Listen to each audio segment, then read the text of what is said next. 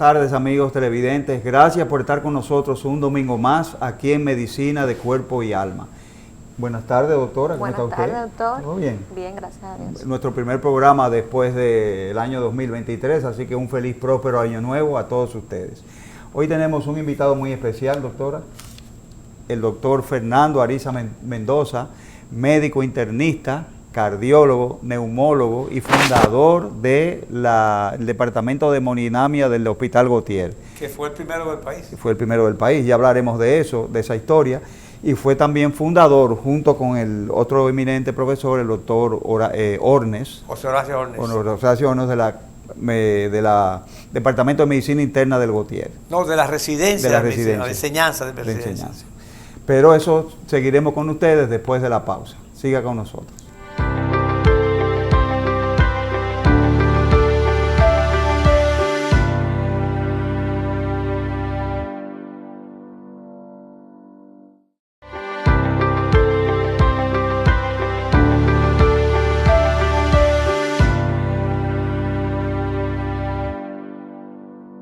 Y siguiendo luego de la pausa comercial, seguimos con el doctor Fernando Ariza Mendoza, que ya dijimos todas sus especialidades.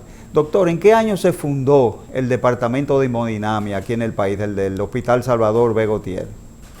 Eso fue en el año 1963. Yo vine en el 62 y se fundó en el 63. En el 63. Y usted fue el doctor que hizo el primer cateterismo cardíaco aquí en el país. Exacto. Sí, sí. Inclusive, cuando yo lo hice, traje mi equipo en el hospital donde trabajaba en Estados Unidos, en el Hahnemann, y naturalmente me lo llevé conmigo porque no era mío, y vine solamente por 10 días a hacer el estudio, a iniciar unos estudios en pacientes que se iban a operar, porque venía casualmente un cirujano del hospital donde yo trabajaba, que era el doctor Nichols, que vino varias veces aquí y operó varios dominicanos, tanto aquí como en Filadelfia, realmente. Yeah. Yo vine por 10 días, hice los estudios de los pacientes que se iban a operar y me retorné porque todavía estaba trabajando en el hospital en Filadelfia, realmente. Cuando usted habla de cirugía, ¿eran cirugías de corazón abierto? Corazón abierto. Reemplazo sí. De válvula, repermeabilización de coronaria. Se hacía más reemplazo de válvulas que estudio de coronaria y cirugía de coronaria. Había mucha fiebre reumática, mucha estenosis mitral, insuficiencia mitral, y también se operaban los congénitos, que el doctor Mariano de Filló, que era el cardiólogo infantil, el jefe de cardiología, nos refería a los pacientes, a nosotros, al Hospital Gautier, nosotros los estudiábamos y seleccionábamos junto con él los pacientes que eran para cirugía y los ayudábamos realmente. En la actualidad, doctor, cuando usted dice hemodinamia, ¿en qué área se especializa eso de la cardiología? Bueno, fíjate, como tú sabes, la cardiología es una subespecialidad de la medicina interna. Exacto. Y ahora se llama más que hemodinamia, le llaman cardiología invasiva. También hemodinamia, el servicio del Gautier se llama servicio de hemodinamia, nosotros lo fundamos como servicio de hemodinamia. Pero es una subespecialidad dentro de la misma cardiología, realmente. Especialidad de subespecialidad, realmente. Y es un estudio que se hace, es un estudio invasivo, que se hace con catéteres y completamente indoloro. Se utilizan los catéteres, medios de contraste, etcétera, y se estudian las presiones intravasculares, intracavitarias, y se inyecta medio de contraste para visualizar las cavidades del corazón y así poder confirmar o establecer ciertos diagnósticos. Y no solamente el diagnóstico, sino el grado de afección, que si se necesita una corrección quirúrgica o no, etcétera. O sea que ese es una rama de la cardiología, la hemodinamia.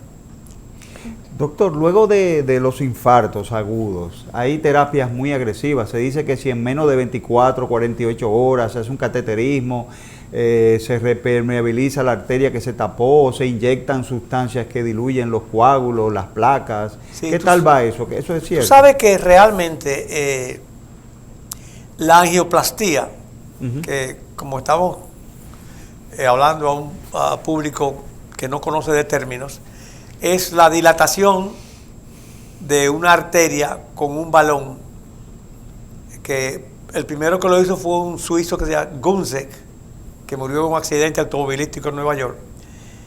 Y después eso se continuó desarrollando y realmente, inicialmente, esos estudios de angioplastía o esas intervenciones se hacían en pacientes que tenían lesiones establecidas, pero con la evolución de la ciencia y de la medicina y la cardiología, se llegó a lo que tú mencionaste, que lo ideal es que cuando se produce un infarto, quiere decir que se tapa una arteria, si es una arteria coronaria, que son las arterias que dan la sangre al corazón.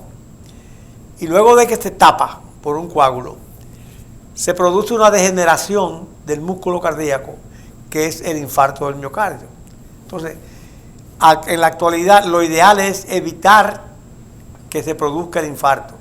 O sea que si se tapa y hay tiempo suficiente, se interviene, se hace una coronariografía, un estudio de las coronarias, y se llega al coágulo, se dilata y se evita que se necrose el área que más allá de donde se tapó la coronaria. Exactamente. Necrosarse quiere decir destruirse realmente. Exactamente. Por falta de oxígeno realmente. O sea que actualmente lo ideal es que uno pueda, si ocurre un infarto o si ocurre un evento coronario agudo, evitar que llegue al infarto.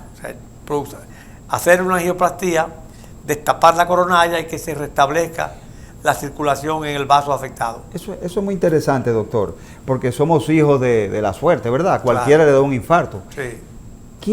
¿Existen pruebas o quiénes deben someterse para prevenir, para saber quién está en riesgo de un infarto y antes de que se produzca, hacer la corrección? Por ejemplo, se habla de un famoso score de calcio que todo el mundo quiere hacerse.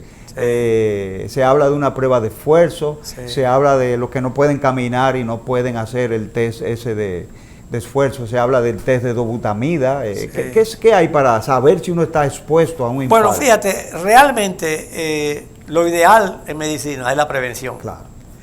Yo recuerdo que yo asistí a una conferencia de un prominente cirujano argentino, que fue el que inventó los bypass coronarios. Un cirujano, y en la última diapositiva de su conferencia fue un cirujano: prevención, prevención, prevención. Lo ideal es prevenir las cosas.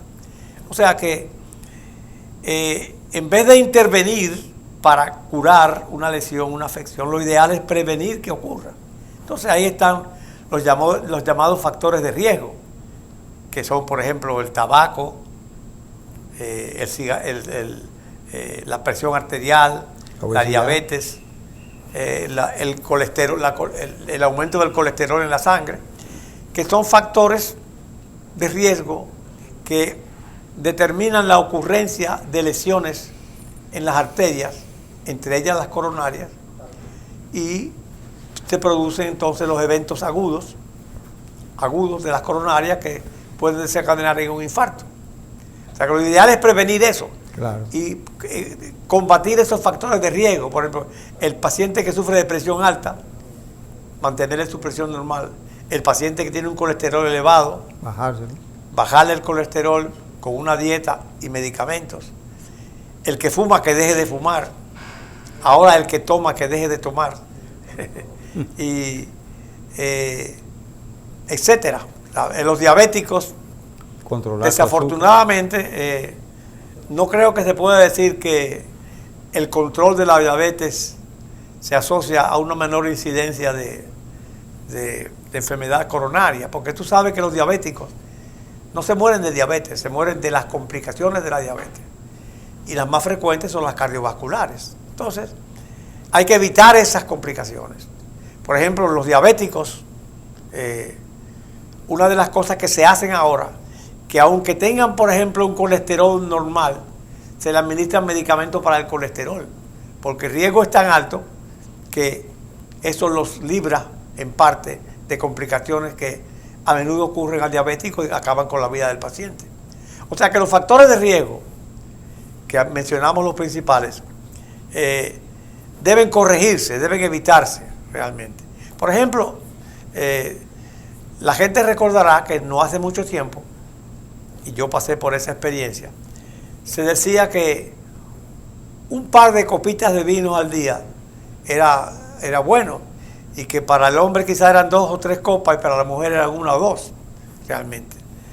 Bueno, pero en la actualidad realmente se ha demostrado que me excusan los que les gusta el alcohol, que a todos nos gusta un poco. El alcohol, cuando se ingiere, siempre es dañino realmente, no importa. Porque se ha demostrado con estudios que sí realmente la ingesta de alcohol moderado o ligero disminuye la frecuencia de afecciones del corazón, pero aumenta la frecuencia, o sea, la incidencia de las afecciones degenerativas como los cánceres. O sea, te baja la frecuencia del corazón, pero te aumenta la de los cánceres realmente. O sea que realmente, en realidad, ya no podemos decirle al paciente que no toma, tómate un par de copitas de vino, no.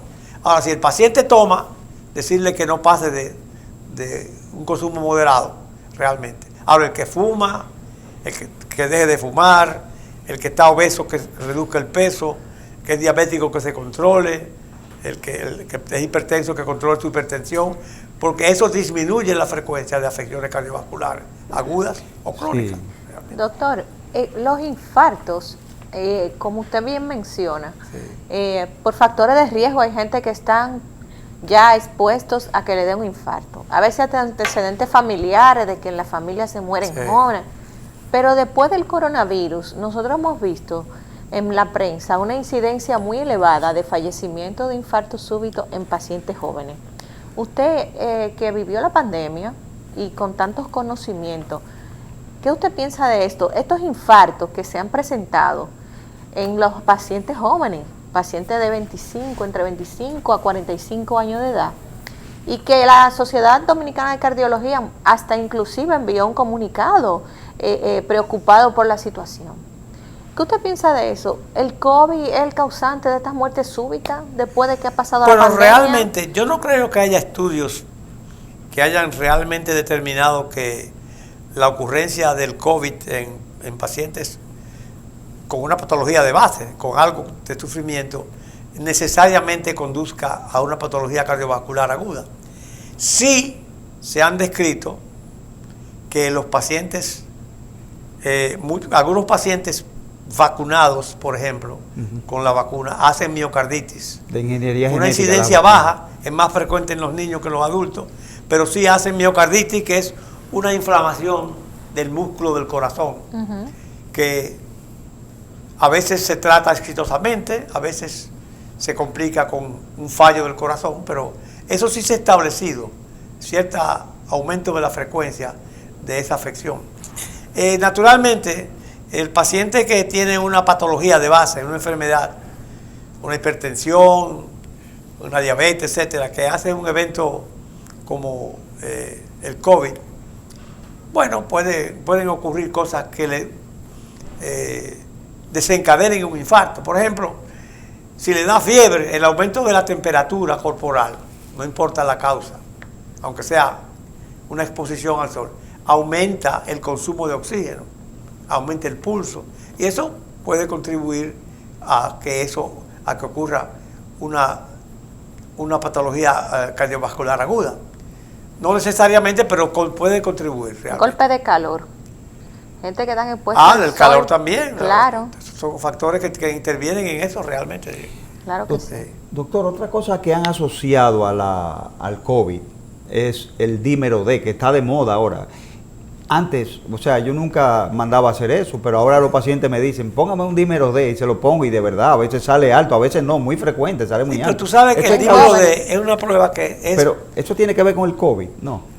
Sí, porque el dímero D es una prueba inespecífica, que lo que te dice, si Si están, por ejemplo, el dímero D se usa mucho en el diagnóstico del tromboembolismo pulmonar. Pero fíjate que realmente el dímero D tiene más valor cuando está negativo que cuando está positivo, cuando está elevado.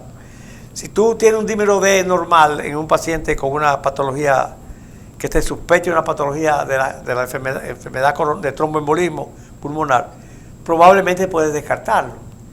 Pero que esté elevado no necesariamente quiere decir que tú tienes un que el paciente tiene una tromboembolia pulmonar. Porque incluso le dan... Sí, o sea que es una prueba inespecífica que nos habla de que hay un trastorno inflamatorio, pero no necesariamente que es determinante, es específico para una patología en especial. Porque los anticoagulan, le dan Sí, clopidogrel y le dan sí. inhibidores del factor Así 10 y es. esas Sí, cosas. exactamente. Sí. Sí, sí. Doctor, en su experiencia, ¿cuáles alimentos que usted conozca pueden producirnos daño a nosotros en nuestra salud cardiovascular? Perdón, no ¿Qué entiendo. alimento? ¿Qué alimento? La grasa. Mucha gente dice Bueno, que la come dieta mucha es un factor grasa. importante realmente. Tú sabes que las grasas saturadas conducen a la elevación del colesterol. La cosa frita. Sí, bueno, las grasas, por ejemplo, antes se decía que no se podía comer la carne de puerco. Ahora resulta que la carne de cerdo Es es de las saludable. carnes blancas, Siempre realmente. saludable. Si usted desecha la grasa. parte... Se come la Grasa. parte magra. La, sí. la Exacto. parte grasa. Y es muy sabrosa. Pues realmente esto es importante, llevar una dieta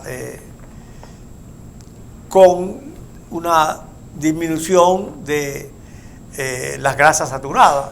Por ejemplo, los lácteos, en general la leche, el queso, tienden a elevar el colesterol. Sobre todo el que ya la gente llama el colesterol malo, que más de 130 miligramos por ciento en un adulto generalmente ya es anormal y debe corregirse con dieta y o tratamiento. Generalmente hay que dar medicamentos para ello, que son medicamentos que más frecuentemente se llaman estatinas y que no solamente tienen efecto en bajar el colesterol, sino que tienen lo que llaman efectos pleotrópicos, efectos en otras áreas del organismo, que no solamente bajan el colesterol per se, sino que también disminuyen lo que se llama la estabilización de la placa de ateroma. La placa de ateroma es una placa que está dentro de las coronarias y otros vasos, que cuando se rompe se asocia a obstrucción del vaso y la producción de un evento agudo o de un infarto del miocardio. Sí. Las estatinas no solamente contribuyen a bajar el colesterol, sino que estabilizan la placa de ateroma y eso disminuye la frecuencia de eventos agudos cardiovasculares como el infarto, por ejemplo. O sea que no solamente son beneficiosas porque bajan el colesterol, sino tienen otros efectos que se llaman pleotrópicos, que quiere decir en otras áreas que son beneficiosas también realmente.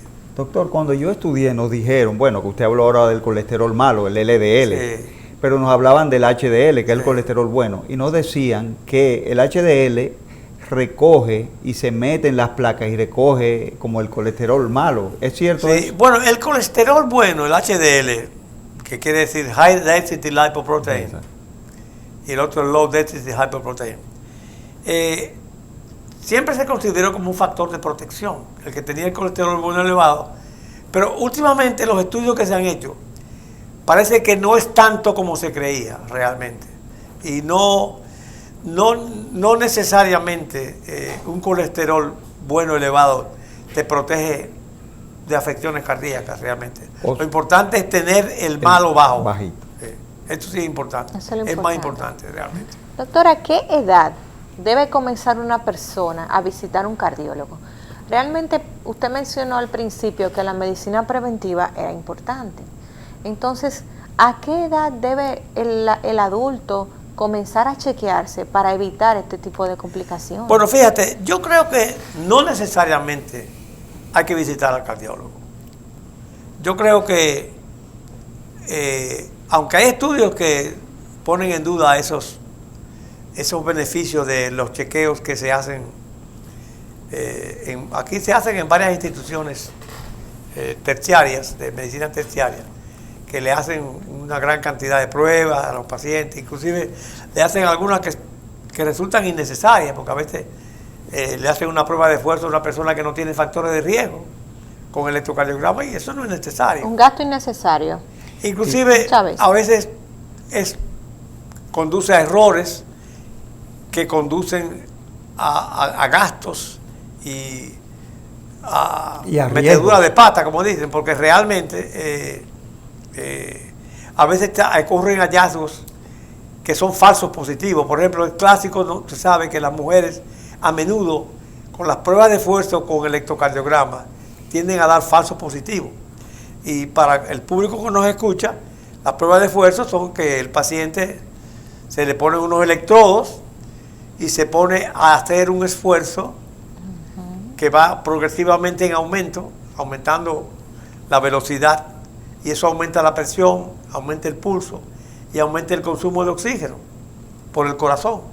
Y si hay alguna lesión en las coronarias, por ejemplo, aparecen cambios en el electrocardiograma que son significativos o indicativos de que hay una lesión en X sitio del corazón.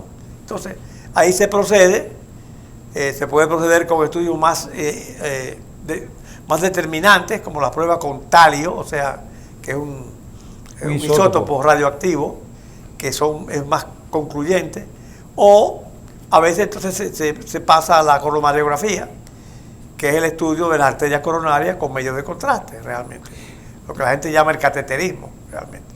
Y ahí se toma una decisión dependiendo de la afección, del grado de afección que tenga la arteria. Si tiene menos de un 50% de obstrucción, por ejemplo, una arteria coronaria, se considera que la lesión no es significativa.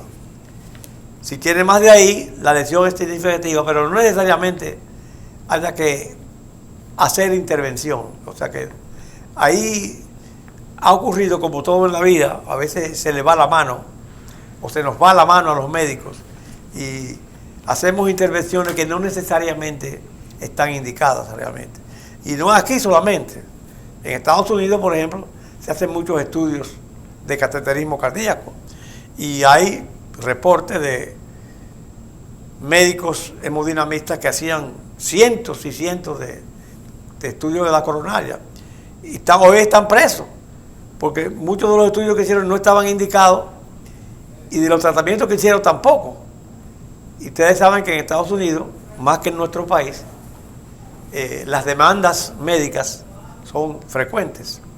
Y muchos de esos cardiólogos, famosos muchos de ellos, están hoy tras de las rejas, como dicen. Demandado. Hicieron una mala práctica de esos estudios y esas intervenciones realmente. Doctor, ¿cuántos catéteres son permitidos? ¿Cuánto cateterismo puede tener una persona? No, eso no tiene... ¿Eso tiene límite? No, porque el cateterismo cardíaco realmente es un estudio sencillo, con muy bajo riesgo de complicaciones. Con la colocación de catéter, hay personas que dicen, yo tengo 3 cateterismos, yo tengo 2 cateterismos. Entonces, ¿cuántos catéteres puede tener un individuo? Eso no importa. ¿Tiene un máximo? Eso no tiene que ver. No, eso no importa, se puede hacer todo lo que sea necesario, porque la exposición de rayos X durante el cateterismo es mínima, realmente. Más ahora con los equipos que son más sofisticados, realmente. En el tiempo que yo comencé a hacer eso, en el Hahnemann, que hacíamos 7 y 8 estudios al día, los rayos X no eran tan precisos. No había tanta protección. Después fue que vino el identificador de imagen, que es un tipo de tubo de rayos X que expone mucho menos al paciente que hace el estudio y al mismo paciente a radiaciones, que las radiaciones, como usted sabe, cuando son excesivas pueden producir un aumento de la frecuencia de cánceres de diversos puntos de la economía, o sea, del organismo realmente.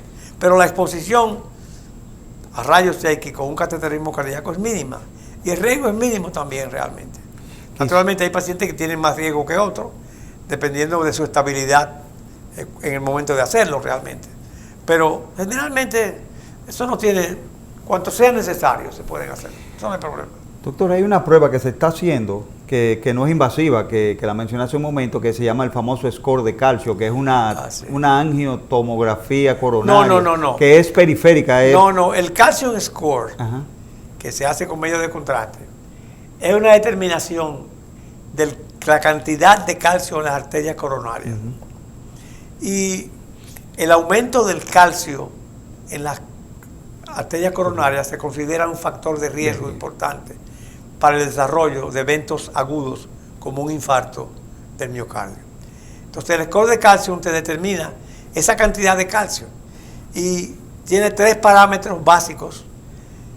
Si está negativo, quiere decir que tú no tienes riesgo, el riesgo de enfermedad cardiovascular es mínimo o ninguno, 0.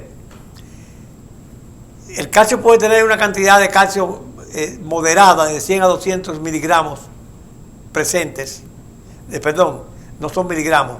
El score de calcio se mide en unidades, se llaman Agatston units. Agatston es un cardiólogo que vive en la Florida, que fue que popularizó ese tipo de estudio, y las unidades se llaman Agatston, unidades Agatston. El que tiene 100 unidades de Agatston tiene un riesgo bajo, pero tiene un calcio elevado. Alrededor de 200 es moderado y 400 y más es mucho más. O sea, ya ese es un paciente que tiene un riesgo aumentado de enfermedad coronaria. No necesariamente que va a ser un infarto o una complicación, pero sí es una señal de alerta. Ese es un paciente que usted se emplea y lo pone en una dieta, lo pone en estatina, etcétera, para evitar que ese paciente haga una cardiopatía isquémica aguda, o sea, un infarto del miocardio.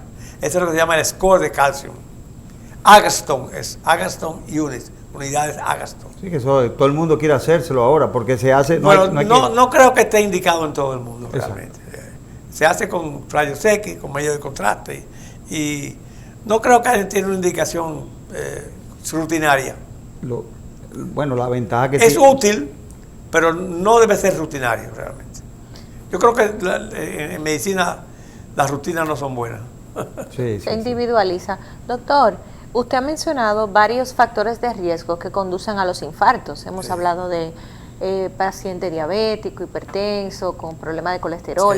Pero yo no sé si es un mito, y quiero que me diga si para usted es un mito o una realidad, que las emociones, las noticias, las malas noticias, que yo he escuchado, dice, fulano se cayó muerto después de una noticia, le dio un infarto. Definitivamente. Eso es verdad, doctor. Sí, o sea, es verdad. Una persona saludable es verdad. Ante un evento, bueno, lo que pasa o sea, ante un evento en el ambiente o una cosa que suceda, puede infartarse. Fíjate bien, una persona saludable, entre comillas, porque por ejemplo, la causa más común de muerte súbita, la gente que se muere de repente, el 50% de esa gente no sabían que tenían nada en el corazón, pero tenían algo en el corazón.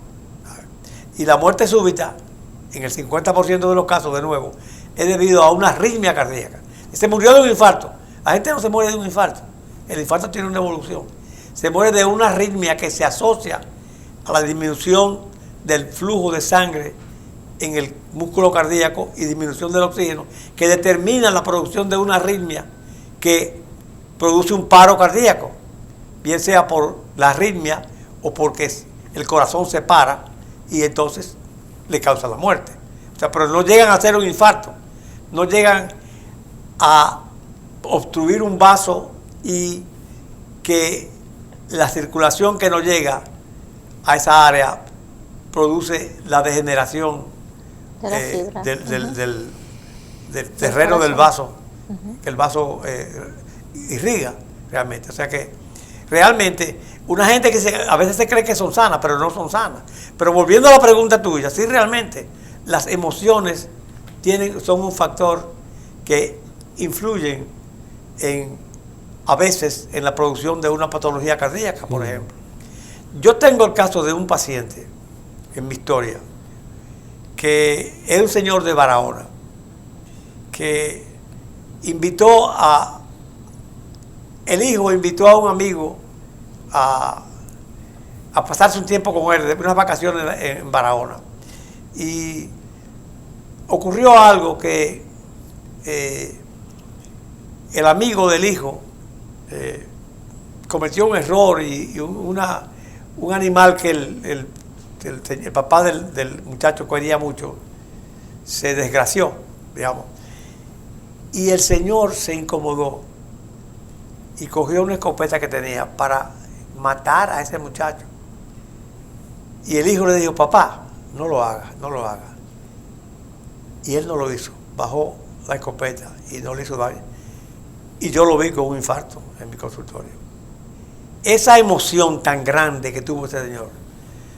En ese tiempo todavía no se asociaba las emociones con el infarto, pero definitivamente ese pique, esa emoción, porque se liberan catecolaminas y las catecolaminas aumentan la presión, claro, aumentan el pulso y pueden conducir, pero definitivamente hay estudios que demuestran que sí, las emociones fuertes pueden conducir a paro cardíaco, a afecciones cardiovasculares, un infarto, algo. Definitivamente. Gracias por responder, doctor, por responderme la duda. Estamos en Medicina de Cuerpo y Alma, vamos a una pausa comercial y en breve retornamos con el invitado de esta tarde.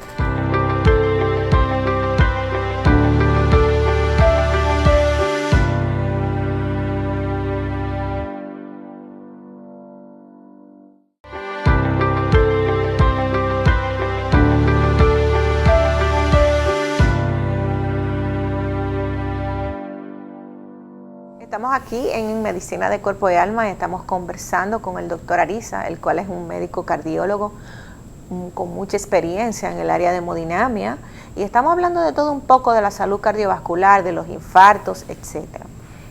Antes de la pausa estuvimos conversando con el doctor sobre los infartos por emociones, personas que se ponen le da una emoción y pueden darle eventualmente un infarto. Doctor, con respecto al ejercicio, ¿el ejercicio nos protege? ¿Hay que hacer ejercicio? ¿Eso es cierto que el que no hace ejercicio? Porque dentro de las pautas para evitar que a una persona esté en riesgo de obesidad y de la obesidad haga un infarto, ¿sí? Que mandan a uno no tener una vida sedentaria, a hacer ejercicio. ¿Qué hay de cierto en eso? Mira, el ejercicio físico siempre es beneficioso. No hay que hacer un maratón para beneficiarse del ejercicio.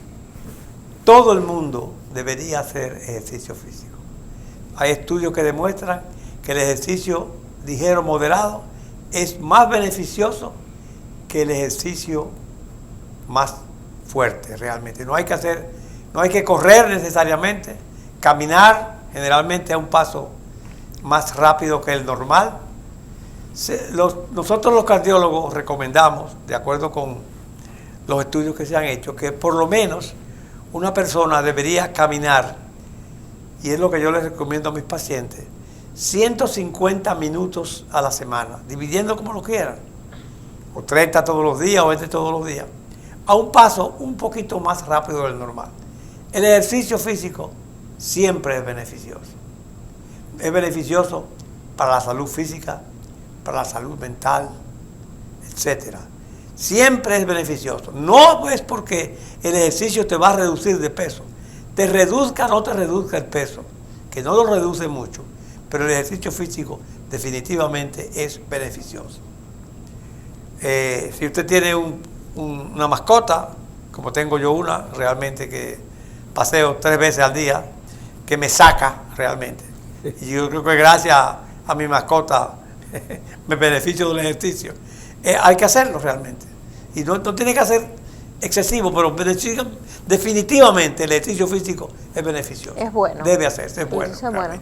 Y dentro, doctor, de las drogas recreativas permitidas, que son, por ejemplo, muy utilizadas, antiestrés, por muchos jóvenes, a veces lo usan por moda, pero mucha gente también utiliza el vapear o el vape, el vape, o el cigarrillo electrónico, o la juca en cuestiones recreativas. Hemos visto también, usted que es neumólogo, aparte de ser cardiólogo, el doctor también es neumólogo, especialista de los pulmones, tiene las 2 especialidades. Usted, en su experiencia, ¿qué recomienda con la utilización de estas sustancias? ¿Realmente son tan nocivas para la salud? ¿Se recomienda a ustedes los cardiólogos que la gente utilice ese tipo de sustancias? No, definitivamente no. No se deberían usar. Lo primero que en esas jucas se pasan de una a otra persona La el boquilla. instrumento por donde aspiran realmente. La boquilla, sí. Y tú no sabes lo que le ponen realmente. Le ponen cosas variadas realmente. Le ponen sustancias que aumentan el pulso, la presión arterial, etc. O sea, definitivamente son perjudiciales a la salud, realmente. Esos vapors, sí, son. El cigarrillo electrónico ya se sabe definitivamente que hace más daño que el cigarrillo normal. Que el cigarrillo normal realmente. O sea que no hay ningún avance. Que hay gente que lo deja, el normal, de que déjame dejar el normal por el electrónico, porque es más No, saludable. eso no es ninguna ventaja. Uno debe hacer un esfuerzo por dejar de fumar realmente. El fumar hace mucho daño realmente. Y el fumar no solamente le hace daño a los pulmones. Por ejemplo, la causa más frecuente de bronquitis crónica es el fumar. Y la bronquitis crónica es la antesala del enfisema. Y el enfisema es una afección del pulmón que produce destrucción progresiva de los saquitos por donde uno respira, que se llaman alveolos pulmonares. Y eso se asocia a una disminución de la calidad de vida, a una dificultad de respirar, primero al caminar, después el reposo, y ahí a afecciones respiratorias más frecuentes realmente. O sea que el fumar siempre hace daño realmente, definitivamente. Uno debe hacer un esfuerzo por dejar de fumar, definitivamente. En todos los ámbitos, fumar en todos los ámbitos, o sea, tabaco, cigarrillo, todo, definitivamente. Todos hacen daño. El cigarrillo es más dañino porque se aspira. Hay gente que dice, no, porque yo lo que fumo es cigarro. También hace daño realmente. Por ejemplo, el cáncer del labio es más frecuente en los fumadores. Y el de vejiga. Y el de vejiga. Porque son todos los cánceres, no es Aunque solamente. no aspire. No es solamente el cáncer del pulmón. El que fuma tiene un aumento en la incidencia de patologías crónicas como cáncer en toda la economía del organismo. Baila en la en todo. vejiga, en el cerebro, en todos los sitios realmente. En todo baila el cigarrillo como hasta en el colon. Es más frecuente. Doctor. Yo quería decir algo muy importante, que ahora que estamos en prevención, algo, por ejemplo, la gente habla, yo me tomo una aspirina y eso me protege el corazón. Bueno, es un mito, yo quiero aclarar eso porque hay un error en eso. Hay mucha gente que toma aspirina y no la necesita. La aspirina de 81 miligramos, que es la de menor dosis generalmente, es la que se usa en la prevención, entre comillas, de los eventos cardiovasculares. La aspirina como elemento preventivo tiene dos aspectos, lo que se llama la prevención primaria y lo que se llama la prevención secundaria. Prevención secundaria quiere decir el paciente que tuvo un evento cardiovascular, un infarto por ejemplo, definitivamente, si no tiene contraindicaciones, la aspirina está formalmente indicada. Al que ya le dio. Y hay estudios que demuestran, si al que ya le dio, que son beneficiosos. Yo tomo aspirina y yo tuve un evento cardiovascular y hace años que tomo aspirina. Ahora, la prevención primaria, que es decir, tomarte una aspirina sin usted haber tenido un evento antes, no está justificada. Hay gente que dicen que sí, pero no. La mayoría de las opiniones dicen que el tomarse una aspirina, aunque sea de baja concentración, produce más daño que beneficio en una persona que no tiene riesgo, que no ha sufrido un evento cardiovascular. Y esos eventos son sangramiento gastrointestinal y sangramiento cerebral, realmente, un accidente cerebrovascular hemorrágico. O sea que es más dañino tomarte una aspirina si usted no tiene patología cardiovascular anterior que beneficioso. Y eso, los anuncios en la televisión, yo no sé por qué aquí no prohíben esos anuncios, que dicen que se toman una aspirina. No. A veces hace más daño una aspirina que beneficio, realmente. Eso es muy importante, sé que usted aclare ese punto. Eso es sumamente Eso es importante. sumamente importante, porque hay mucha gente que se toma una aspirina y no la necesita. Pero es automedicación. La gente usa la automedicación, por ejemplo, yo me tomo una interdiario porque el paciente tiene muchísimo cuento. Yo me tomo una así, pero está anticoagulado también, esa es otra cosa. Cuando se va a operar utiliza aspirina de forma crónica, ¿verdad? De larga data. Está anticoagulado el paciente. Hay que suspender la aspirina para poder operar. Hay que suspender la aspirina antes de muchos estudios. De muchísimas cosas, porque ya, aunque sea de que se lo toman porque tengo tal edad, porque soy hipertenso, pero nadie se la ha indicado. Los hipertensos que no han tenido un evento cardiovascular no está indicado tomar la aspirina. El que nunca ha sufrido un evento cardiovascular tampoco se protege con la aspirina. Se aumenta el riesgo de complicaciones, sangramiento, etcétera, por ejemplo, y no se protege, y no lo protege contra el cardiovascular, realmente. Doctor, otra cosa que se habla y que he leído algunos artículos yo mismo sobre el uso, indicación y contraindicación del uso crónico del tadalafil de 5 miligramos, que se usa generalmente para tratar la disfunción eréctil. Sí. Entonces, hay algunos estudios que dicen que es beneficioso para la circulación de las coronarias, la circulación cerebral. ¿Qué dice usted sobre eso? Bueno, el tú uso sabes crónico, que inicialmente... Que el uso extraurológico del tadalafil de 5 miligramos. Bueno, fíjate, inicialmente el sildenafil, que es lo que se conoce con el nombre comercial de Viagra, de tadalafil, se usaba, no, pero, bueno, dije sildenafil, pero en realidad es el tadalafil de 5 miligramos. El tadalafil es un similar, sí. Tiene el mismo efecto que el sildenafil, para la hipertensión pero menos efectos pulmonar, secundarios.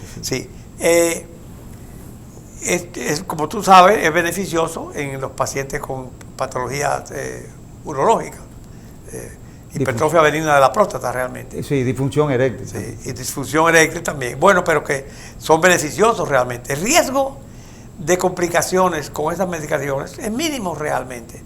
Solamente tiene una contraindicación formal el uso de medicamentos de ese tipo, como el Viagra.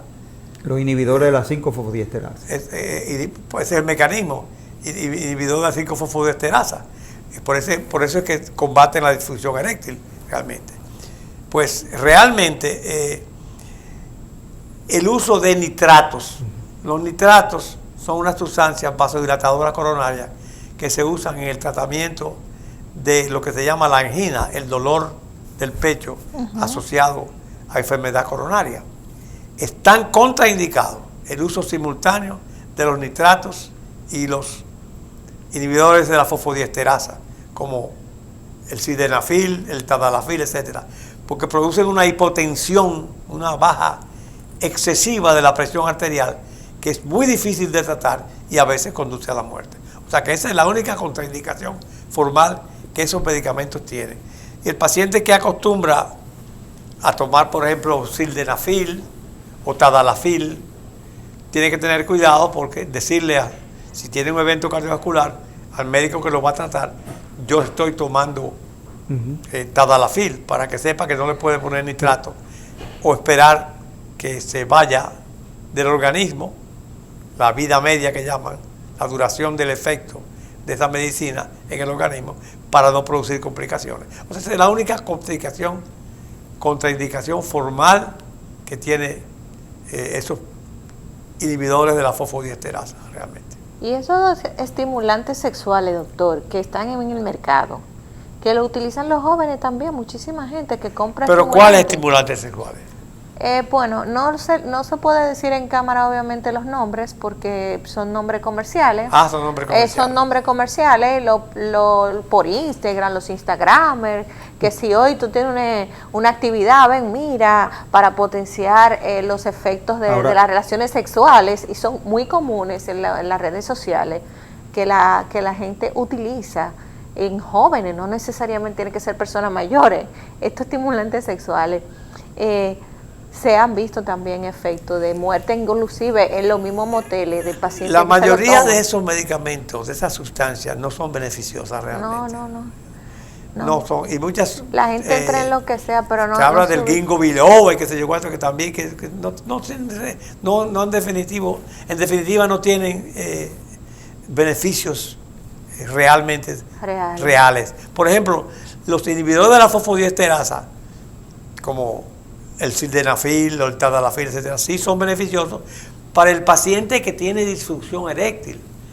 Disfunción eréctil quiere decir que en el momento que se necesita, el miembro viril, el pene, no tiene una erección adecuada. Eso se llama disfunción eréctil. Pero eso no quiere decir, eso no tiene que ver nada con el estímulo, el deseo, la libido que llaman, el deseo sexual. Esos medicamentos no aumentan el deseo sexual. Combaten porque aumentan la circulación de sangre en los cuerpos cavernosos del pene y favorecen la erección en el hombre. Pero no tienen nada que ver con la libido, no son estimulantes del apetito sexual. Exacto. Para eso no sirven. Para el apetito hay otras cosas que son a menudo cuestiones de la vida, ¿no? Apariencia sexual, atracción, etcétera, que son más estimulantes que una medicina realmente. Hay, por ejemplo, que dice, hay gente que dice como una expresión común y vulgar, porque fulana es mi sildenafil, pero con el nombre comercial realmente, porque esa persona lo estimula más a tener una relación. Bueno, sí, se siente muy bien con esa o sea, pareja. se benefician más, porque ya ese es el apetito sexual, la libido, que esos medicamentos no aumentan la libido. No hay medicamento conocido que aumente la libido realmente. Okay. Esos son falsedades. Bueno, doctor, es muy interesante su comparecencia, pero el tiempo se nos ha terminado. Se nos quedaron algunos temas. ¿Usted aceptaría otra invitación? Cómo no. Hablar con ustedes es un placer realmente. Gracias, igualmente. Se nos olvidó hablar usted fue el médico del doctor Balaguer, médico de Joaquín personal. Balaguer, por 14 años. Por 14 años, sí. Tengo muy buenos recuerdos. Sí. Pero eso para... A mí me llevó a atender al doctor Balaguer, el doctor Ney Arias, que era mi hermano realmente. No de sangre, pero sí de relación. Y te lo agradezco. Yo establecí una amistad muy sincera con el doctor Balaguer y conocí a una persona que muchos no conocieron realmente. Y sobre todo gocé de su afección a la literatura. Y muchas veces conversábamos sobre... él sabía mucho sobre eso, era un hombre muy culto realmente. Un especialista en Rubén Darío, por ejemplo. Eso lo vamos a tratar en otro programa. Le agradecemos su comparecencia. Señor, ha estado con nosotros el doctor Fernando Ariza Mendoza, médico internista, cardiólogo, neumólogo y hemodinamista. Así que muchas gracias, doctor. Me acuerdo de la época del Hospital Gautier, en los años 80, cuando yo iba a sus charlas. Yo estaba haciendo el internado en el Hospital Gautier de Medicina Interna. Sí. Yo era del grupo del doctor Peñatió. Peñatió. De Primo Peñatió. No. Sí. Bueno, muchas gracias a ustedes también, queridos amigos, por haber estado con nosotros en otro programa de Medicina de Cuerpo y Alma, aquí en Cinevisión, Canal 19, todos los domingos de 2 a 3. Hasta el domingo que viene, si Dios quiere.